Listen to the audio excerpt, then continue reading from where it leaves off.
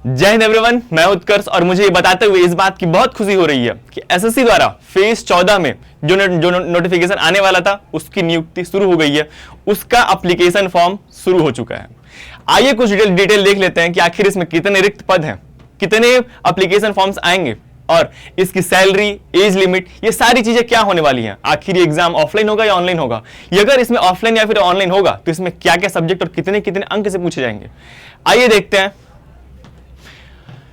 इस एग्जाम में कुल मिला के 3003 पद हैं, 3003 पद हैं और इसका जो एप्लीकेशन फॉर्म है वो 13 अप्रैल 2026 से शुरू होकर 5 मई में जब इसका लास्ट डेट तक चलेगा, यानी 4 मई इसका एप्लीकेशन का लास्ट डेट है और 5 मई तक फॉर्म फिल करने के बाद आप इसका फी पेमेंट कर सकते हैं। इसमें कुल मिलाकर 3003 पद हैं, कुल मिलाकर 3003 पद हैं, जिसमें से अनरिजर्व के लिए 1534, ईडब्ल्यू के लिए 271, ओबीसी के लिए 667, एससी के लिए 346 और एसटी के लिए 185 है। उसके अलावा इसमें जो मिनिमम एज है, आप अगर 18 साल से अधिक या फिर मैक्सिमम 25 से 30 साल के अंदर आते हैं तो आप इस फॉर्म को भर सकते हैं और अपनी जो फ्यूचर है या फिर अपना जो भविष्य है उसको अच्छा कर सकते हैं। इसके अलावा जो इसका एग्जाम डेट है 14th एग्जाम, ये एप्लीकेशन फॉर्म है। इसका जो एडमिट कार्ड या फिर जो भी एग्जाम डेट है वो आगे चल के नियुक्त किया वो बताया जाएगा कब आने वाला है। इसका जो एप्लीकेशन का फीस है वो 100 रुपए है। ठीक, उसके बाद अगर मैं बात करूं तो इसमें 3 लेवल की नियुक्तियां होंगी। अगर आप 10th पास हैं, 12th पास हैं या फिर अगर आप ग्रेजुएट हैं। अगर आप 10th पास हैं तब भी आप इस फॉर्म को डाल सकते हैं, चाहे वो किसी भी स्ट्रीम से हो या फिर किसी भी बोर्ड से हो।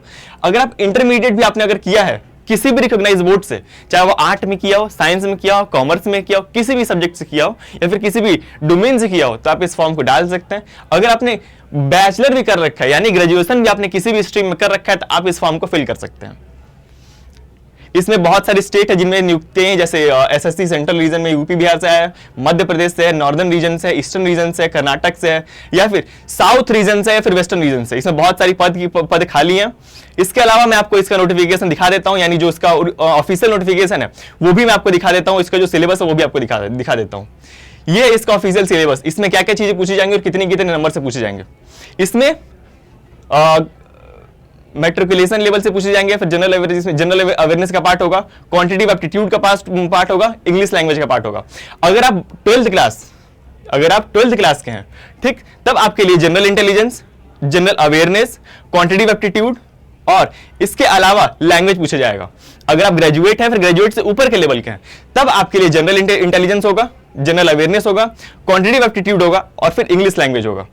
ठीक है, इतने सारे विषय, इतने चीजें पूछे जाएंगे आपसे। और अगर मैं आपको इसका ओरिजिनल नोटिफिकेशन या फिर ऑफिशियल नोटिफिकेशन दिखाऊं तो कुछ इस प्रकार इसका ऑफिशियल नोटिफिकेशन है। इसका कुछ इस प्रकार ऑफिशियल नोटिफिकेशन क्या आप यहाँ पे डाउनलोड करके क्लिक करके डाउनलोड कर सकते हैं। इसका ऑफिशियल नोटिफिकेशन यहाँ पे, जहां पे आप देख सकते हैं कि एसएससी शॉर्ट सर्विस कमीशन का ऑफिशियल नोटिफिकेशन है, जहां पे आपको सारी जानकारी दी गई है। जहां पे यहाँ पे लिखा हुआ है कि 13 अप्रैल से लेके 4 मई तक ये एप्लीकेशन चलेगा, जिसमें कुल मिला के 100 रुपए फीस होंगे आपको इस एप्लीकेशन फॉर्म को फुल फिल करने के लिए। तो जरा भी देरी मत कीजिए, ये मत सोचिए कि अंतिम दिन आएगा या फिर लास्ट डेट आएगा तब मैं इस फॉर्म को फिल कर दूंगा। जितने अंतिम दिन आते जाते हैं तब सर्वर हैंग होने के चांसेस होते हैं या फिर सर्वर क्रैश हो जाता है, जिसकी वजह से आपका एप्लीकेशन फॉर्म छूट जाता है। तो ये सब नादानी ना करें, जल्दी से इस फॉर्म को फिल करें और अपने फ्यूचर के लिए काम करें, पढ़ाई लिखाई करें और अच्छे से अपने खुद पे ध्यान दें और अपना फ्यूचर ब्राइट करें और अपने घर वालों का भी ध्यान रख पाएं। मिलते हैं अगले वीडियो में, तब तक के लिए जय हिंद।